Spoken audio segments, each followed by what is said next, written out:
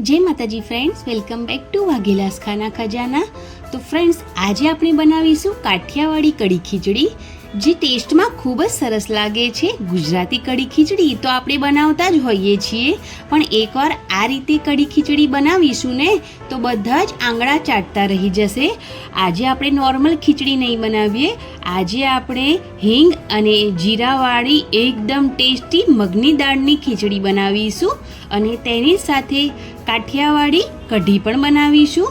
તો તમને જો મારી રેસીપીઓ ગમતી હોય અને તમે હજુ સુધી ચેનલને સબસ્ક્રાઈબ ના કરી હોય તો ફ્રેન્ડ્સ, ચેનલને જરૂરથી સબસ્ક્રાઈબ કરજો, લાઈક, કોમેન્ટ અને શેર જરૂરથી કરજો। તો આ કઢી ખીચડી નોર્મલ કઢી ખીચડી કરતાં વધારે ટેસ્ટી હોય છે।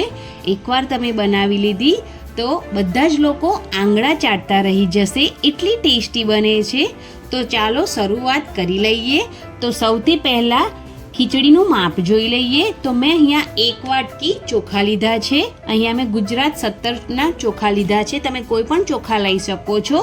તેની સાથે 1 વાટકી મેં મગની ફોતરાવાળી દાળ લીધી છે। હવે બંનેને એક મોટા બાઉલમાં મિક્સ કરી લઈએ। તમારે જે પ્રમાણે ખીચડી બનાવવાની હોય એ ક્વોન્ટિટીમાં તમારે દાળ અને ચોખા પરફેક્ટ માપ સાથે લેવાના। તો અહીંયા દાળ અને ચોખાને એકદમ સારી રીતે મિક્સ કરી લીધા પછી 2 થી 3 પાણીથી એકદમ સારી રીતે દાળ ચોખાને આપણે ધોઈ લેવાના છે, જેથી તેમાં રહેલો બધો જ કચરો રિમૂવ થઈ જાય। તો આ રીતે દાળ ચોખાને હાથેથી મસળી એકદમ સારી રીતે સાફ કરી અને ધોઈ લઈશું। તો 2 થી 3 પાણીથી અહીંયા મેં દાળ ચોખાને ધોઈ લીધા છે। હવે તેની અંદર થોડું પાણી એડ કરી દઈશું, 1 ગ્લાસ ભરીને। હવે તેને 20 થી 30 મિનિટ માટે આપણે સાઈડ પર મૂકી દઈશું અને હવે કઢીની પ્રિપરેશન કરીશું। તો તેના માટે મેં અહીંયા 1 લીટર જેટલી ખાટી છાશ લીધી છે। કાઠિયાવાડી કઢી થોડી ખાટી હોય છે એટલે છાશ ખાટી લેવાની। તેની અંદર અડધી વાટકી જેટલો ઝીણો બેસન એડ કરી દીધો છે। હવે બંનેને એકદમ સારી રીતે વિસ્કરની મદદથી મિક્સ કરી લેવાનું છે, જેથી બેસનમાં કોઈ પણ ગાંઠા ના રહેવા જોઈએ। એવું થાય તો બેસન ચાળીને ઉપયોગ કરવાનો, તો તમારા જે કઢીનું બેટર બનાવો તેમાં બિલકુલ ગાંઠા નહીં પડે। હવે તેને સાઈડ પર મૂકી દઈશું અને ખીચડીનો વઘાર કરીશું। તો કુકર ગેસ પર મૂકી દીધું છે અને તેની અંદર અડધી ચમચી જેટલું જીરું એડ કર્યું છે। જીરું થોડું ક્રેકલ થઈ જવા દેવાનું। થોડું ક્રેકલ થઈ જાય એટલે તેની અંદર તેલ એડ કરીશું, 1 થી 2 ચમચી જેટલું। તમે ઘી પણ એડ કરી શકો છો। અને હવે થોડી હિંગ એડ કરીશું। આ રીતે વઘાર કરીશું હિંગ અને જીરાનો તો ખીચડીનો ટેસ્ટ ખૂબ જ સરસ આવે છે। થોડું અહીંયા 1 વાટકી જેટલું પાણી એડ કરી દઈશું, જેથી વઘાર આપણો બળી ન જાય અને તેને મિક્સ કરી લેવાનું છે। તો આપણે 1 વાટકી ચોખા અને 1 વાટકી દાળ લીધી છે, તો તેનાથી 3.5 ગણું આપણે તેની અંદર પાણી એડ કરવાનું છે। તો અહીંયા આપણે 1 વાટકી ચોખા લીધા છે, તો 3.5 વાટકી આપણે તેની અંદર પાણી એડ કરવાનું છે। પણ જો તમારે ખીચડી થોડી આખી એવી જોઈતી હોય તો તમે 3 વાટકી જેટલું પાણી પણ એડ કરી શકો છો। મીઠું સ્વાદ પ્રમાણે એડ કરી દેવાનું છે અને થોડો હળદર પાવડર એડ કરવાનો છે। હવે બધી જ વસ્તુને એકદમ સારી રીતે મિક્સ કરી લેવાની છે અને એકદમ સ્લો ગેસ પર આપણે 10 મિનિટ માટે ખીચડીને થવા દેવાની છે, ઢાંકણ બંધ કરીને। તો સાઈડ પર ખીચડી થવા દઈશું અને હવે આપણે કઢીનો વઘાર કરીશું। તો અહીંયા મેં કઢાઈ ગરમ કરી લીધી છે, તેની અંદર 2 ચમચી જેટલું તેલ એડ કર્યું છે। તેલ એકદમ સારી રીતે ગરમ થઈ જાય એટલે તેની અંદર રાઈ અને જીરું એડ કરી દીધા છે। રાઈ અને જીરું ક્રેકલ થઈ જાય એટલે તેની અંદર લવિંગ, બાદિયા અને 1 તજનો ટુકડો એડ કરી દીધો છે। થોડા મેથીના દાણા પણ એડ કર્યા છે। ગેસની જે ફ્લેમ છે એ થોડી મીડિયમ જ છે। 2 આખા લાલ મરચાં એડ કર્યા છે। હવે બધા જ મસાલાને એકદમ સારી રીતે મિક્સ કરી લેવાના છે અને 1 મિનિટ માટે તેને મિક્સ કરી લેવાના છે। એકદમ સારી રીતે મિક્સ થઈ જાય એટલે તેની અંદર ડુંગળી એડ કરવાની છે, એકદમ ઝીણી સમારેલી। એક મીડિયમ ડુંગળીને મેં એકદમ ઝીણી સમારીને એડ કરી છે। જે કાઠિયાવાડી કઢી હોય છે તેની અંદર વઘારમાં ડુંગળીનો ઉપયોગ થાય છે।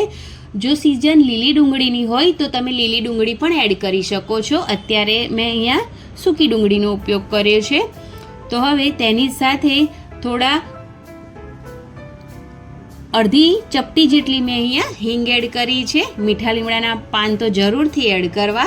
લીલા મરચાં કટ કરીને એડ કર્યા છે અને આદુ લસણની પેસ્ટ ખારણીમાં ખાંડીને એડ કરી છે. રેડીમેડનો ઉપયોગ ના કરતા આ રીતે ખારણીમાં ખાંડીને એડ કરજો. હવે બધા જ જે મસાલા અને ડુંગળી લસણ છે એકદમ સારી રીતે હવે કૂક થઈ ગયું છે અને જે આપણો કઢીનો વઘાર છે રેડી થઈ ગયો છે. તો જે છાશમાં આપણે બેસન એડ કરીને રાખ્યું હતું હવે તેને આપણે એડ કરી દઈશું વઘારમાં. થોડું પાણી પણ એડ કરીશું 1 વાટકી જેટલું અને હવે એકદમ સારી રીતે કઢીને મિક્સ કરતા જશું જ્યાં સુધી એક બોઇલ ના આવી જાય ત્યાં સુધી. મીઠું અહીંયા લાસ્ટમાં એડ કરવાનું, સ્વાદ પ્રમાણે મીઠું એડ કરી દેવાનું છે. હળદર પાવડર મેં અહીંયા નથી એડ કર્યો, પણ જો તમારે હળદર પાવડર એડ કરવો હોય તો તમે હળદર પાવડર એડ કરી શકો છો. હવે એકદમ સારી રીતે મિક્સ કરતા રહેવાનું. ગેસની ફ્લેમ અહીંયા હાઈ જ છે અને તેમાં બોઇલ આવી જાય ત્યાં સુધી તેને મિક્સ કરતા રહેશું. તો હવે બોઇલ આવી ગયો છે અને આ રીતે તમે ચમચ અંદર રાખશો તો તમારી કઢી બિલકુલ નહીં ઉભરાય અને આ રીતે આપણે કઢીને 7 થી 8 મિનિટ માટે ઉકાળવાની છે જ્યાં સુધી આપણી કઢી એકદમ સારી રીતે કૂક ના થઈ જાય ત્યાં સુધી. તો આ રીતે ચમચ રાખીને તમે રાખશો તો તમે બીજું ઘરનું કામ પણ કરી શકશો અને બિલકુલ કઢી ઉભરાઈને બહાર નહીં આવે એટલા માટે આ રીતે ચમચો અંદર રાખવાનો. હવે કઢીને 7 થી 8 મિનિટ માટે બોઇલ કરવા મૂકીશું અને આપણે ખીચડી ચેક કરી લઈશું. તો ખીચડીનું પ્રેશર એની જાતે જ નીકળી જાય પછી જ આપણે ખીચડીને ખોલવાની છે, કુકરને ખોલવાનું છે. અને તમે જોઈ શકો છો કે ખૂબ જ સરસ એવી આપણી ખીચડી બનીને રેડી થઈ ગઈ છે. તો આ ખીચડી પર તમે ગરમ ગરમ ઘી પણ એડ કરી શકો છો. મારા બાળકો ઘી પસંદ નથી કરતા એટલે મેં ઘીને સ્કીપ કર્યું છે.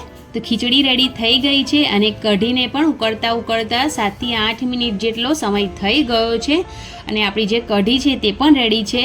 જો તમને થોડી ગળી કઢી પસંદ હોય તો તમે અત્યારે ખાંડ અથવા તો ગોળ એડ કરી શકો છો. હું નથી કરી રહી કેમ કે અમારા ઘરમાં થોડી તીખાશ જેવી કઢી પસંદ કરે છે એટલા માટે તમે અત્યારે ગોળ એડ કરી શકો છો અથવા તો ખાંડ પણ એડ કરી શકો છો. તો હવે કઢી એકદમ સરસ રેડી થઈ ગઈ છે. તો હવે અત્યારે આપણે ગેસની જે ફ્લેમ છે તેને બંધ કરી દેવાની છે અને ઉપરથી થોડા ધાણા એડ કરી દેવાના છે. તો એકદમ ટેસ્ટી એવી કાઠિયાવાડી કઢી તો બનીને રેડી થઈ ગઈ છે પણ તેની ઉપર જે પડતો વઘાર છે તે આપણે કરી લેશું. તો તેના માટે ગેસ પર કઢાઈ મૂકીશું. 3 થી 4 ચમચી જેટલું તેલ ગરમ કરી તેની અંદર જે કાઠિયાવાડી લસણની ચટણી બનાવીએ છીએ ઘરે આપણે તે એડ કરવાની છે 1 ચમચી ભરીને.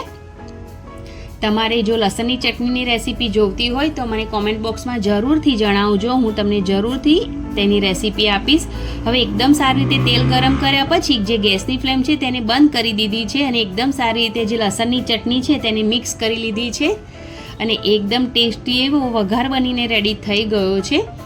તો જે કાઠિયાવાડી કઢી હોય છે તેમાં આ રીતનો વઘાર જરૂરથી પડે છે લસણની ચટણીનો. તો તમારે પણ કઢી બની ગયા પછી આ રીતે વઘાર એડ કરી દેવાનો જેથી કઢી એકદમ સરસ.